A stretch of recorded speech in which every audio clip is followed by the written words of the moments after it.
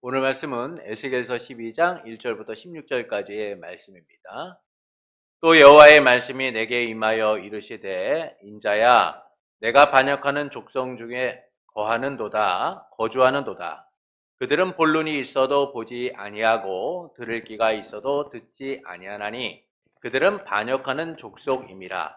인자야 너는 포로의 행장을 꾸리고 낮에 그들의 목전에서 끌려가라. 내가 내 처소를 다른 곳으로 옮기는 것을 그들이 보면 비록 반역하는 족속이라도 혹 생각이 있으리라. 너는 낮에 그들의 목전에서 내 포로의 행장을 밖에 내놓기를 끌려가는 포로의 행장같이 하고 저물 때에 너는 그들의 목전에서 밖으로 나가기를 포로 되어 가는 자같이 하라. 너는 그들의 목전에서 성벽을 뚫고 그리로 따라 옮기되 캄캄할 때에 그들의 목전에서 어깨에 메고 나가며 얼굴을 가리고 땅을 보지 말지어다.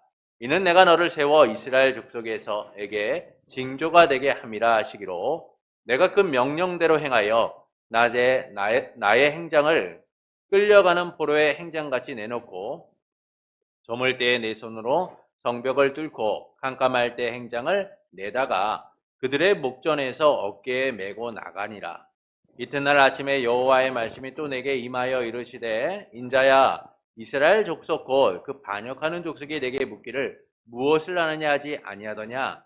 너는 그들에게 말하기를 여호와의 말씀에 이것은 예루살렘 왕과 그 가운데 있는 이스라엘 온 족속에 대한 묵시라 하셨다 하고 또 말하기를 나는 너희의 징조라. 내가 행한 대로 그들도 포로로 사로잡혀 가리라.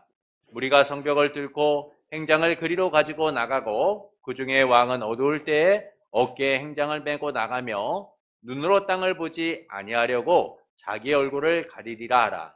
내가 또 내 그물을 그의 위에 치고 내 올무에 걸리게 하여 그를 끌고 갈대아 땅 바벨론에 이르리니 그가 거기에서 죽으려니와 그 땅을 보지 못하리라. 내가 그 호위하는 자와 부대들을 다 사방으로 흩고 또 그 뒤를 따라 칼을 빼리라. 내가 그들을 이방인 가운데로 흩으며 여러 나라 가운데 해친 후에 내가 여호와인 줄 그들이 알리라. 그러나 내가 그중 몇 사람을 남겨 칼과 기근과 전염병에서 벗어나게 하여 그들이 이르는 이방인 가운데에서 자기의 모든 가정한 일을 자백하게 하리니 내가 여호와인 줄 그들이 알리라. 아멘. 세상의 유혹 속에서도 변함없이 믿음을 지키며 주님 앞에 순종하고 주의 길을 따라가는 성도 여러분을 예수님의 이름으로 축복합니다. 지난주 우리는 회복해 하시는 하나님에 대하여서 함께 나누었습니다. 하나님께서는 에스겔에게 흩어진 자들의 나라에서 잠시 그들의 성소가 되고 그들을 모아서 이스라엘 땅을 주시겠다라고 하시죠. 그리고 한 마음을 주고 그들 속에 새 영과 부드러운 마음을 주어서 하나님의 율례를 지켜 행하게 하여서 그들이 하나님의 백성이 되고 하나님께서 그들의 하나님이 되시겠다라고 하십니다. 이는 참된 회복이 오직 하나님의 은혜로만 주어진다라는 것이죠. 하나님께서 흩어진 자들의 외적 회복만이 아니라 이 내적 회복을 통하여서 그들이 진정으로 하나님의 백성이 되도록 하신다는 겁니다. 그래서 흩어진 그들의 성소가 되시고 그들을 모아 이스라엘 땅을 기업으로 주신다라고 하시죠.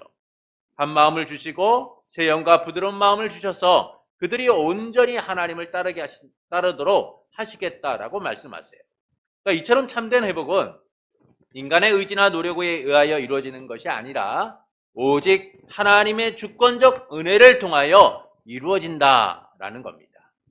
그리고 본문은 이제 포로로 잡혀갈 것을 예고하는 상징적 행동에 관한 말씀이에요.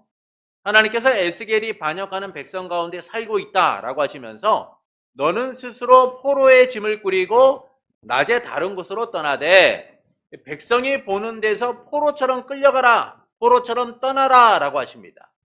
저녁에 포로로 끌려가는 자처럼 그들의 눈앞에서 나가라고 하시죠. 그들의 눈앞에서 성벽에 구멍을 뚫고 짐을 옮기라고 하시면서 그들의 눈앞에서 어깨에 짐을 메고 캄캄할 때에 나가되 땅을 보지 않도록 얼굴을 가리라고 하십니다. 이는 이스라엘을 위한 징조로 삼기 때문이다 라고 하시죠.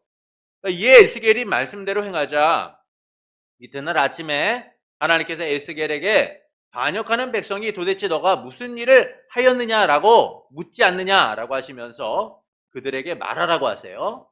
이 경고는 예루살렘에 있는 지도자와 그 성 가운데 있는 이스라엘 족속에 대한 것이다 라고 하시죠. 또한 에스겔이 한 것처럼 그들이 이제는 포로가 되어서 다른 나라로 끌려가게 될 것이고 그 중에 왕은 캄캄할 때 어깨에 짐을 메고 나갈 것이고 짐을 내가기 위해서 성벽에 구멍을 뚫고 눈으로 땅을 보지 않고 얼굴을 가린 채 나가게 될 거라고 하십니다. 그리고 갈대아 사람의 땅인 바벨론으로 끌려가서 그 땅을 보지 못하고 거기서 죽게 될 거라고 하시죠. 또한 왕의 주위에 있는 모든 자들을 흩어버리고 칼을 빼 끝까지 뒤쫓을 거라고 하시면서 그들은 여러 민족 가운데 흩어버리고 여러 나라 가운데 헤쳐버릴 때 그들이 하나님이 여호와인 줄 알게 될 것이다 라고 하십니다. 그러나 하나님께서는 그들 중 몇 사람은 칼이나 기근이나 전염병에서 벗어나게 하셔서 그들이 가 있는 민족들에게 그들의 모든 역겨운 말을 하게 될 것이다 라고 하시죠. 그들의 죄악을 고백하게 할 것이고 또한 그들의 죄를 깨닫도록 만드시겠다라고 말씀하세요. 그때에 그들은 하나님이 여호와인 줄 알게 될 것이다 라고 하십니다. 이를 통해서 말씀하시는 바는 무엇일까요? 세상은 언제나 약함보다는 강함을 추구합니다. 여러분, 약해지기를 바라는 사람이 누가 있겠습니까? 남들보다 좀 더 강하고 남들보다 좀 더 부하고 남들보다 좀 더 성공하기를 바라는 것이 우리들의 마음이잖아요. 약함은 언제나 약점과 단점이래요. 그러나 강함은 강점과 장점이 되어서 이 세상을 살아가는데 큰 문제가 없도록 만듭니다. 그래서 사람들은요, 강함을 추구하고 강하기를 바라죠. 그러나 강한 것은 영원하지가 않습니다. 인생을 살다 보니까 또 다른 강자들이 내 앞에 나타나서 위기를 맞게 되는 경우가 참 많기 때문이죠. 아사 왕은 하나님의 은혜로 평안한 날을 보내고 있었습니다. 평화가 지속된 유다는요, 모든 면에서 번영을 누리고 있었고 군사력 면에서도 막강한 힘을 가지고 있었어요.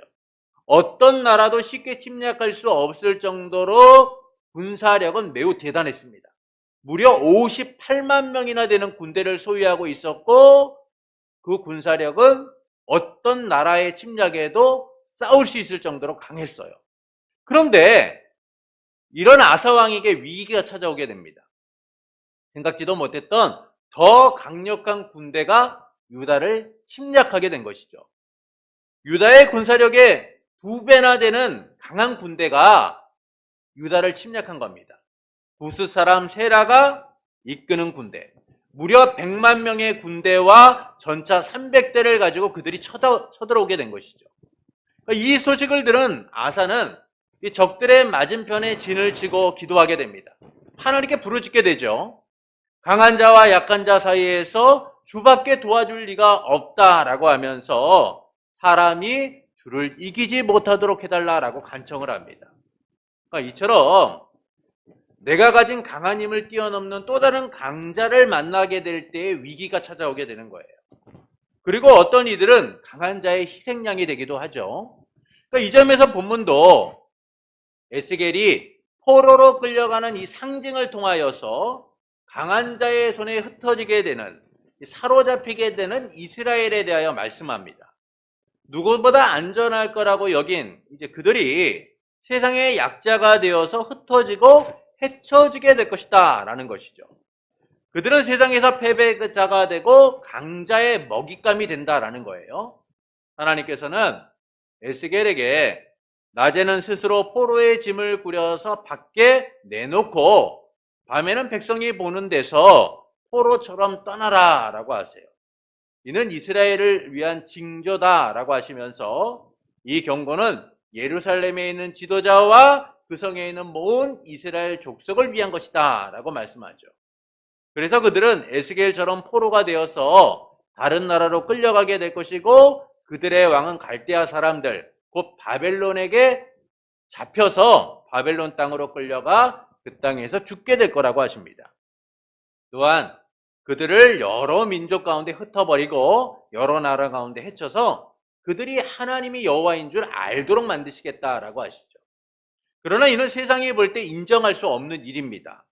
나라의 흥망성쇠는요, 당시 신들과 연결되어 있었어요. 그래서 나라와 나라 간의 싸움이 일어났을 때 자기 신이 싸워서 이기게 되면 자기 신이 이긴 것이다 라고 사람들은 생각했습니다. 그런데 하나님께서는 패하고 사로잡히고 흩어지게 될 이스라엘에 대하여 말씀하고 있죠. 세상이 볼 때는 누가 이긴 거예요? 그들의 나라가, 그들의 신이 이긴 거죠. 바벨론의 신이 이긴 것처럼 보여지는 거예요. 하나님이 철저하게 패배하고 이스라엘 백성이 패배한 것처럼 보여지고 있는 겁니다. 하나님이 자기 백성조차 지키지 못하는 나약한 신처럼 보이고 있는 것이죠. 그런데 하나님이 이와 같은 모습 속에서 두 번이나 이렇게 말씀하세요. 하나님이 여호와인 줄 알게 하시겠다라고 말씀합니다.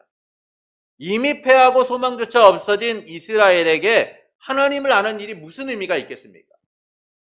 그런데 하나님께서는요, 그분이 여호와인 줄 알게 될 것이다 라고 하시죠. 이를 통해서 말씀하시는 바는 무엇일까요? 하나님께서 유일한 구원의 주이심을 알려주고 있는 거예요. 하나님께서 유일한 구원의 주이심을 알려주는 겁니다. 그러니까 이스라엘 백성은요, 하나님의 구원을 바라보지 않고 우상이나 그들의 힘으로써 구원을 이루고자 했어요. 하나님께 등을 돌리고 세상의 방식으로 구원, 안전을 이루고자 했던 겁니다. 그러나 하나님께서는 그들의 안전이 사라질 것을 말씀하셨죠. 예루살렘 성은 더 이상 가마솥이 되지 못하고 그들이 그 안에 있는 고기가 되지 못할 것이다 라고 하셨어요.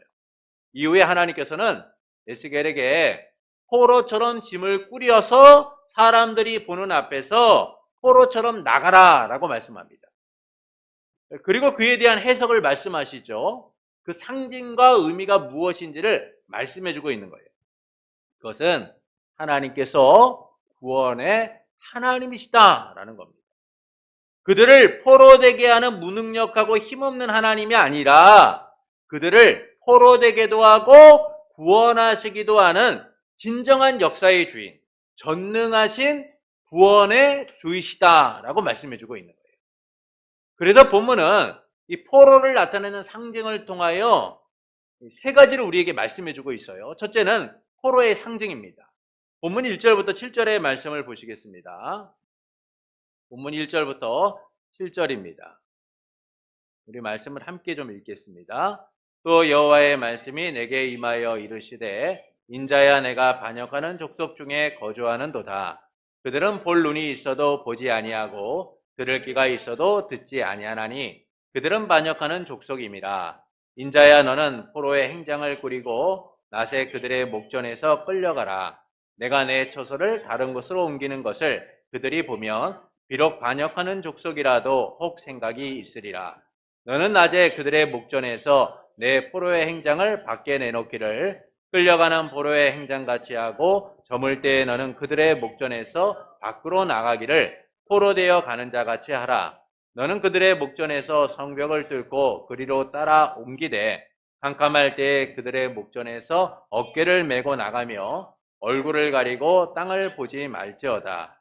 이는 내가 너를 세워 이스라엘 족속에게 징조가 되게 함이라 하시기로 내가 그 명령대로 행하여 낮에 나의 행장을 끌려가는 포로의 행장같이 내놓고 저물 때에 내 손으로 성벽을 뚫고 캄캄할 때에 행장을 내다가 그들의 목전에서 어깨에 메고 나가니라.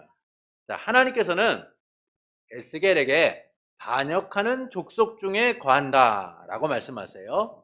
우리가 에스겔서 2장 5절에 보면 이 이스라엘 백성을 하나님이 뭐라고 말씀하시냐면 패역하는 족속이다라고 말씀합니다. 이 패역하는 족속이라는 말과 반역하는 족속이다라는 말이 같은 뜻이에요. 그것은 그들이 이방인과 같이 행하며 하나님께 반역하는 악한 자들이다라는 의미를 담고 있는 것이죠. 곧 하나님의 택한 백성임에도 불구하고 이방인보다도 못한 삶을 살아가는 악한 자들이다라는 겁니다. 이처럼 반역하는 족속, 곧 눈이 있어도 보지 못하고 들을 귀가 있어도 듣지 아니하는 악한 그들이 보도록 하나님께서는 에스겔에게 포로의 행장을 꾸리라라고 하시죠. 포로처럼 짐을 꾸리라고 말씀하는 거예요. 낮에는 포로의 행장을 꾸려서 밖에다 두고 밤에는 그들이 보는 눈앞에서 포로처럼 나가라라고 말씀하는 겁니다. 이처럼 낮에 포로의 행장을 꾸리고 밤에 포로처럼 가라라고 하는 것은 이사나 여행 등 오해를 불러일으킬 수 있는 것들을 차단하여서 반역한 이스라엘이 그 의미를 알도록 하고 있는 것이죠. 우리가 짐이라는 걸 쓸 때 누가 보면은 저 사람 이사 가는가 보다, 저 사람 어디 여행 가는가 보다 이렇게 예측을 하지 않습니까? 근데 하나님께서는 이스라엘 백성이 그런 오해를 갖지 않도록 정확하게 그들이 에스겔이 포로처럼 끌려가고 있구나 라는 사실을 알도록 낮에는 포로와 같은 짐을 꾸리고 밤에는 포로처럼 끌려나가라 라고 말씀하고 있는 거예요. 또한 하나님께서는 이스라엘 백성이 보는 앞에서 성벽을 뚫고 캄캄할 때 짐을 메고 나갈 때 얼굴을 가리고 땅을 보지 말라라고 하시죠. 그러니까 에스겔의 포로의 행위가 결국은 이스라엘 족속에게 징조가 될 것이다 라고 말씀하는 거예요. 곧 그들에게 임할 하나님의 심판이 될 것이다 라고 말씀해주고 있는 것이죠. 이처럼 에스겔이 낮에 포로의 짐을 꾸리고 밤에 포로처럼 밖으로 나가는 것은 이스라엘 족속에게 나타내실 징조, 나타내실 심판을 말씀해주고 있다라는 겁니다. 그리고 하나님께서는 그 의미를 알려주시면서 이스라엘 족속에게 말하라 라고 말씀해주고 있어요. 둘째는 포로 상징의 해석입니다. 본문 8절부터 16절의 말씀을 보시겠습니다. 본문 8절부터 16절입니다. 본문 9절부터 16절의 말씀을 보겠습니다. 함께 읽겠습니다. 인자야, 이스라엘 족속고 그 반역하는 족속이 내게 묻기를 무엇을 하느냐 하지 아니하더냐. 너는 그들에게 말하기를 주 여호와의 말씀에 이것은 예루살렘 왕과 그 가운데 있는 이스라엘 온 족속에 대한 묵시라 하셨다 하고 또 말하기를 나는 너희 징조라. 내가 행한 대로 그들도 포로로 사로잡혀 가리라. 무리가 성벽을 뚫고 행장을 그리로 가지고 나가고 그 중에 왕은 어두울 때 어깨에 행장을 메고 나가며 눈으로 땅을 보지 아니하려고 자기 얼굴을 가리리라 하라. 내가 또 내 그물을 그의 위에 치고 내 올무를 걸리게 하여 그를 끌고 갈대아 바벨론에 이르리니 그가 거기에서 죽으려니와 그 땅을 보지 못하리라. 내가 그 호위하는 자와 부대들을 다 사방으로 흩고 또 그 뒤를 따라 칼을 빼리라. 내가 그들을 이방인 가운데로 흩으며 여러 나라 가운데 해친 후에야 내가 여호와인 줄 그들이 알리라. 그러나 내가 그중 몇 사람을 남겨 칼과 기근과 전염병에서 벗어나게 하여 그들이 이르는 이방인 가운데에서 자기의 모든 가증한 일을 자백하게 하리니 내가 여호와인 줄 그들이 알리라. 자, 하나님께서는요, 이스라엘 족속 반역하는 족속이 에스겔에게 무엇을 하느냐라고 물으면 그 의미를 말하라 라고 하십니다. 포로의 행위는 예루살렘 왕과 이스라엘 족속에 대한 묵시, 징조다라고 말씀하죠. 곧 그들에게 임할 하나님의 심판이다라고 말씀해주고 있는 거예요. 그러니까 이 징조처럼 그들은 이제 포로로 잡혀가게 될 거다라는 겁니다. 무리가 성벽을 뚫고 짐을 가지고 나가고 그 중에 왕은 어두울 때에 짐을 메고 나가며 땅을 보지 않고 자기의 얼굴을 가릴 거라고 하시죠. 그러나 왕은 성공하지 못한다는 거예요. 하나님께서 그 왕의 위에 그물을 치셔서 올무에 걸려 갈대아 땅으로 끌려가게 할 것이다 라고 하십니다. 하나님께서 에스겔을 통하여 보여주신 대로 이스라엘 백성은 포로로 끌려가게 되죠. 그리고 그들의 왕도 포로로 끌려가 그 땅에서 죽게 됩니다. 그 왕이 바로 시드기야 왕이에요. 시드기야는 유다의 마지막 왕으로서 바벨론에 의하여 왕으로 세워지게 됩니다. 그런데 이 시드기야가요, 바벨론에 의하여 왕으로 세워졌지만 바벨론을 따르지 않아요. 오히려 바벨론을 배신하고 이집트를 의지하고 그 바벨론을 배척하게 됩니다. 이 때문에 시드기야는 바벨론의 공격을 받게 되죠. 이때 예루살렘이 포위되자 시드기야는 몰래 도망을 치게 됩니다. 그런데 여리고 평지에서 그가 잡히게 돼요. 그래서 두 눈이 뽑히게 되고 사슬에 결박되어서 바벨론으로 끌려가 그곳에서 죽게 됩니다. 이를 예레미야 52장 7절부터 11절은 다음과 같이 증언하여요. 예레미야 52장 7절부터 11절은 다음과 같이 증언합니다. 그 성벽이 파괴됨에 모든 군사가 밤중에 그 성에서 나가 두 성벽 사이 왕의 동상 견문길로 도망하여 갈대아인들이 그 성읍을 에워쌌으므로 그들이 아라바 길로 가더니 갈대아 군대가 그 왕을 뒤쫓아가서 여리고 평지에서 시드기야를 따라 잡음에 왕의 모든 군대가 그를 떠나 흩어진지라. 그들이 왕을 사로잡아 그를 하마 땅 리블라에 있는 바벨론 왕에게로 끌고 가매 그가 시드기야를 신문하니라. 바벨론 왕이 시드기야의 아들들을 그의 눈앞에서 죽이고 또 리블라에서 유다의 모든 고관을 죽이며 시드기야의 두 눈을 빼고 노사슬로 그를 결박하여 바벨론 왕이 그를 바벨론으로 끌고 가서 그가 죽는 날까지 옥에 가두었더라. 자, 하나님이 오늘 본문에서 뭐라고 말씀합니까? 왕이 몰래 도망치는데 하나님이 그의 이에 그물을 쳐서 그가 잡히도록 만드신다는 거예요. 그리고 그를 호위했던 자들도 다 흩어 버리실 것이다 라고 말씀하죠. 그러니까 그 말씀대로 예레미야 52장은 바로 하나님의 말씀대로 시드기야가 그렇게 잡혀서 바벨론 땅으로 끌려가 죽게 되었다라고 증언하고 있는 거예요. 결국 시드기야 왕은 하나님이 지신 그물을 빠져나가지 못하고 잡혀서 굴욕적인 삶을 살다가 죽게 된다라는 겁니다. 하나님께서는 그분의 주권적 의지로 이처럼 반역하는 족속에게 보이신 포로의 상징, 그 징조가 반드시 이루어지게 될 것이다 라는 사실을 보여주고 계신 것이죠.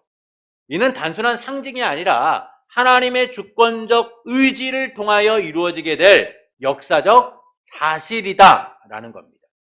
하나님이 뜻하신 바대로 반드시 이루어질 심판, 징조를 보이신다라는 것이죠.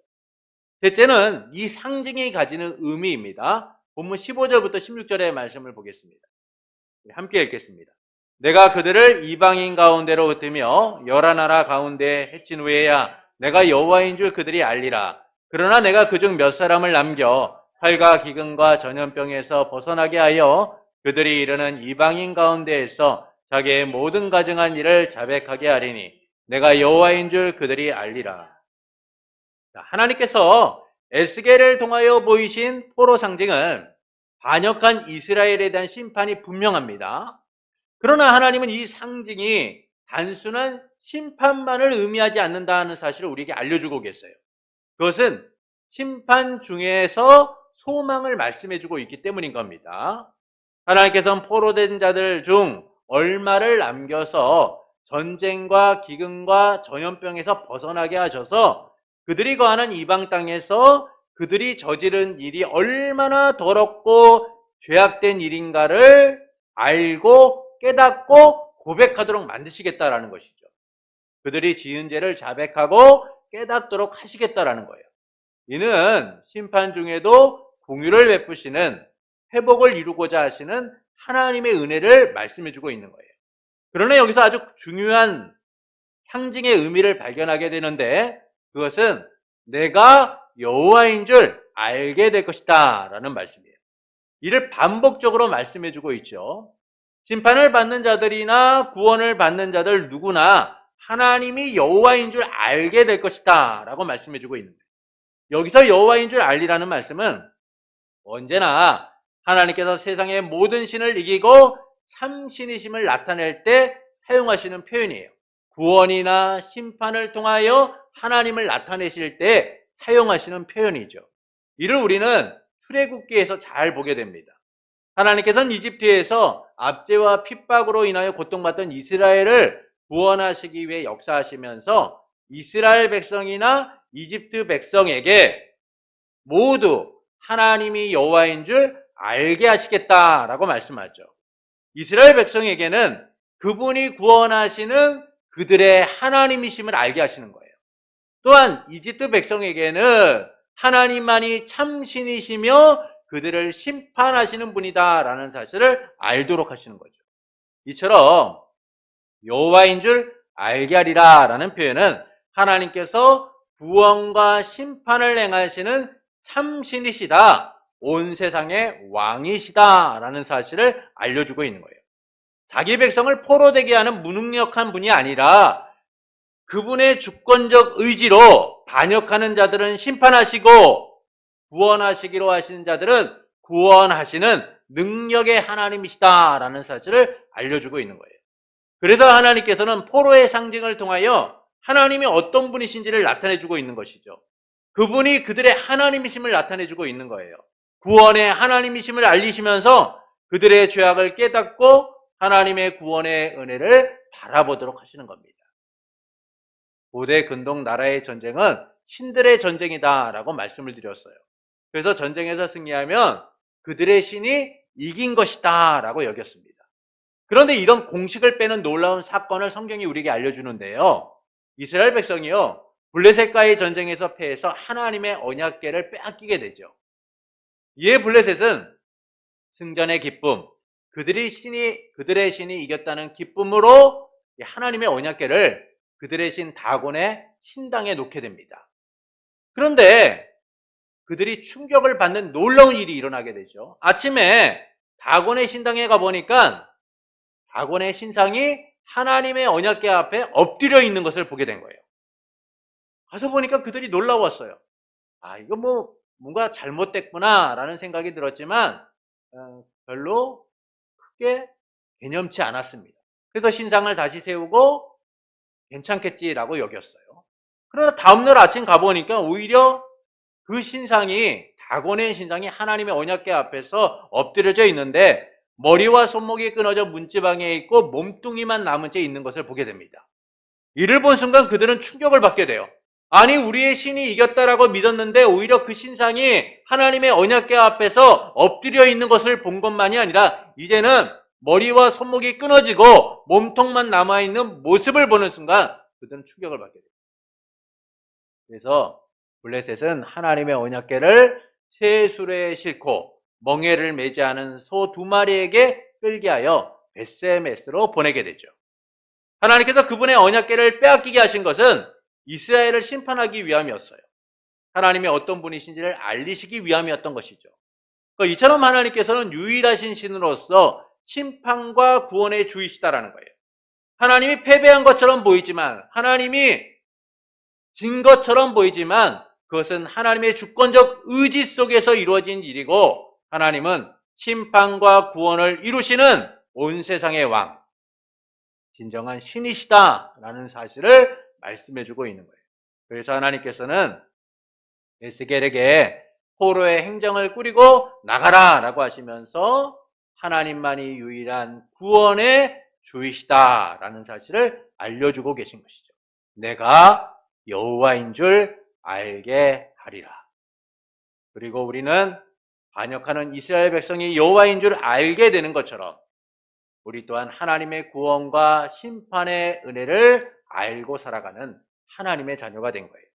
이를 위해 우리 주 예수 그리스도께서 구원과 심판의 주로서 이 땅에 오셔서 우리의 구원을 이루셨을 뿐만 아니라 세상의 심판을 선언하시죠. 그리고 다시 오심을 통하여 구원과 심판을 확정시키십니다. 그리고 산자와 죽은 자 모든 자들이 그리스도의 심판대 앞에서 이를 깨닫게 되는 것이죠. 우리 주 예수 그리스도께서 구원의 주이심을, 우리 주 예수 그리스도께서 심판의 주이심을 그들은 비로소 깨닫게 되는 거예요. 주 예수 그리스도께서 우리의 구원과 심판의 주이심을 우리 또한 알게 되는 겁니다. 이를 통해서 하나님께서는 우리가 어떻게 살아가기를 원하실까요? 하나님께서 누구신지를 바로 알기를 원하시는 거예요. 하나님이 누구신지를 바로 알기를 원하시는 겁니다. 내가 알고 이해하는 하나님이 아니라요, 성경에서 나타내시는 하나님, 하나님이 말씀하신 그분이 누구신지를 제대로 알기를 원하시는 겁니다. 하나님에 대한 바른 인식은요, 죄에 대한 인식과 자백, 회개를 통하여 나타나게 되죠. 그러나 이는 우리의 능력으로 인하여 이루어지는 것이 아니라 오직 그리스도의 피와 성령의 역사하심을 통하여 우리는 죄사함의 은혜를 누리게 되고 하나님이 비로소 누구신지를 깨닫게 되는 거예요. 예수 그리스도의 구속을 통하여 하나님이 누구신지를 비로소 알게 되고 그 은혜를 누리며 살아가게 되는 겁니다. 그래서 우리는 하나님이 누구신지를 바로 알기 위하여 힘써야 되는 거예요. 내가 이해하고 내가 해석하는 하나님이 아니라 하나님의 자기 계신 성경을 통하여 그분이 누구라고 말씀하고 계신지를 바로 알고 믿고 따라가야 한다는 겁니다. 하나님께서 온 세상의 왕이시며 역사의 주관자이시며 구원과 심판의 주이심을 바로 알고 믿고 따라야 한다는 것이죠. 그러나 우리는 하나님이 누구신지에 대한 바른 인식보다는요, 내 편의를 따라서 하나님을 이해하려고 할 때가 많아요. 그것은 내가 원하는 삶을 살고자 하기 때문인 겁니다. 그래서 하나님에 대하여 자기 편한 대로 해석하는 거예요. 분명히 하나님이 어떤 분이신지를 말씀하고 있음에도 불구하고 자기의 필요를 따라서 이해하고 해석하려고 하는 것이죠.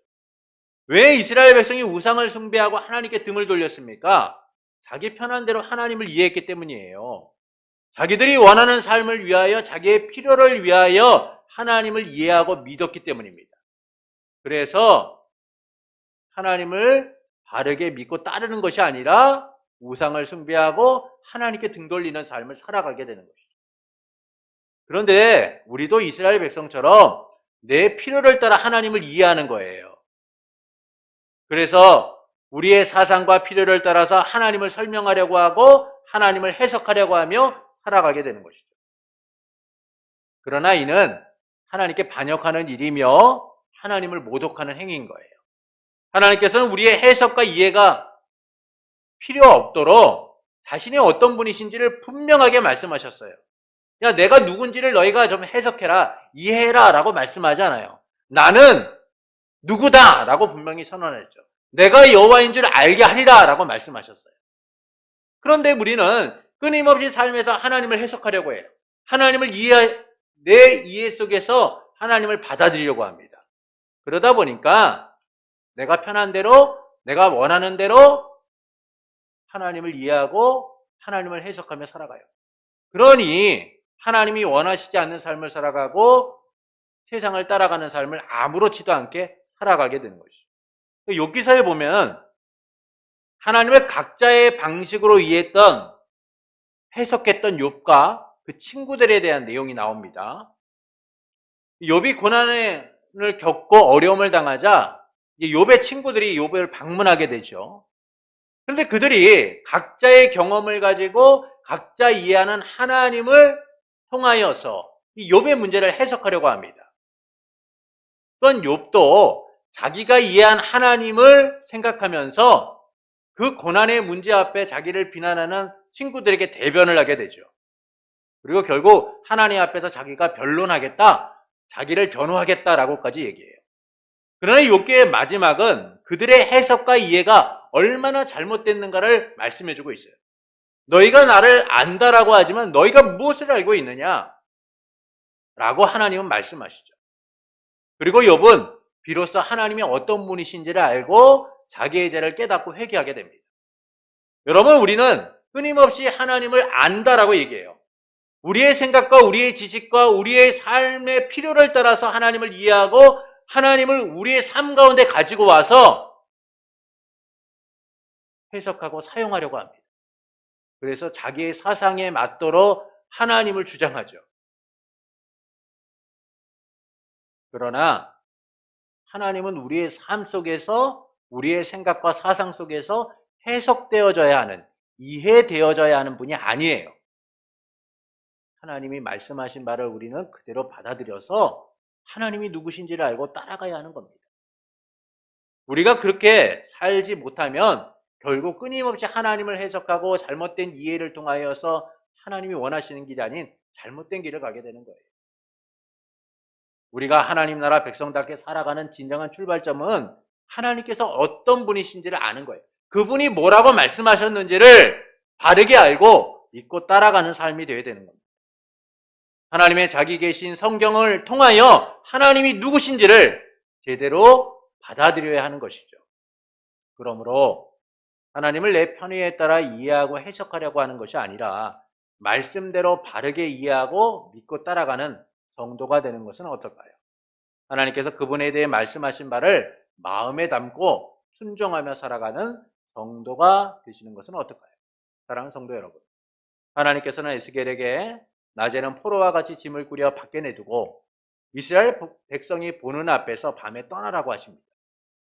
이는 이스라엘을 위한 징조라고 하시면서 이 경고는 예루살렘의 왕과 백성에 대한 것이다 라고 하시죠. 이는 하나님께서 유일한 구원의 주이심을 알려주시는 거예요.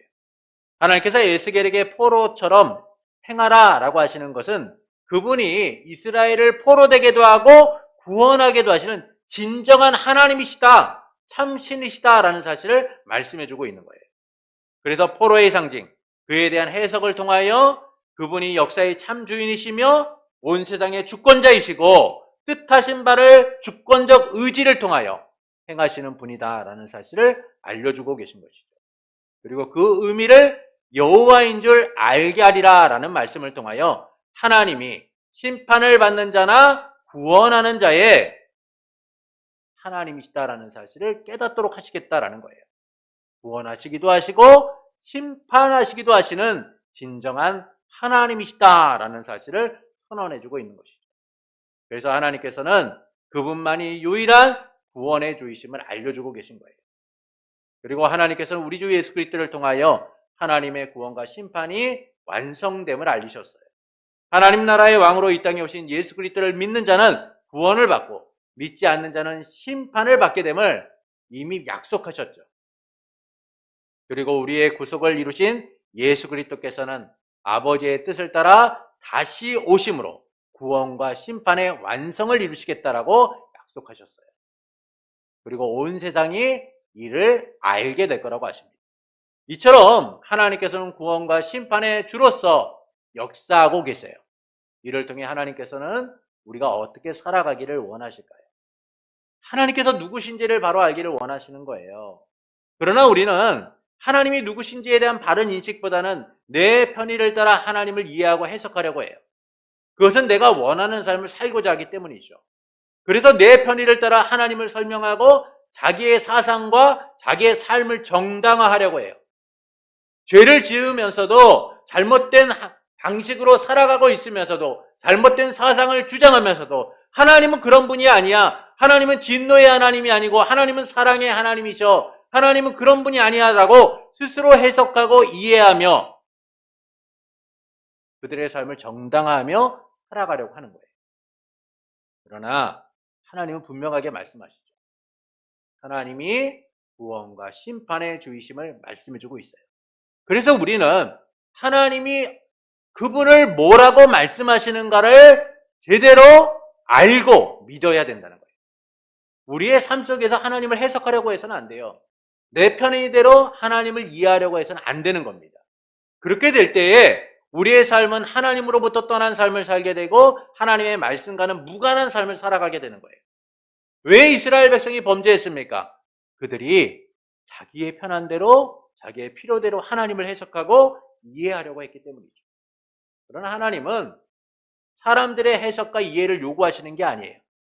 내가 누구인지 너희는 바르게 믿고 따르라고 하시죠. 그래서 하나님은 하나님의 자기 계신 성경을 통하여 그분이 누구신지를 우리에게 말씀해주고 있는 거예요. 우리의 필요를 따라 해석하려고 하는 순간, 우리의 편의를 따라 해석하려고 하는 순간 그것은 죄가 될 뿐인 거예요. 우리의 삶을 오염시키고 더 악하게 만들 뿐이죠. 그러므로 하나님을 내 편의에 따라 이해하고 해석하는 것이 아니라 말씀대로 바로 이해하고 따르는 성도가 되는 것은 어떨까요? 하나님께서 그분의 내 말씀하신 바를 마음에 담고 순종하는 성도가 되시는 것은 어떨까요? 그때 우리는 하나님에 대한 바른 고백과 순종의 삶을 살아가게 될 겁니다. 하나님의 통치 아래 하나님 나라 백성다운 삶을 살아가게 될 거예요. 그러므로 자기의 필요와 편의를 따라 하나님을 이해하려고 하는 이 세상에서 말씀대로 하나님을 믿고 따르기를 원하는 성도 여러분에게 언제나 우리와 함께 하시며 구원을 이루시는 삼위일체 하나님으로 인하여 말씀대로 순종하고 말씀대로 살아가는 복된 삶이 되기를 예수님의 이름으로 축원합니다.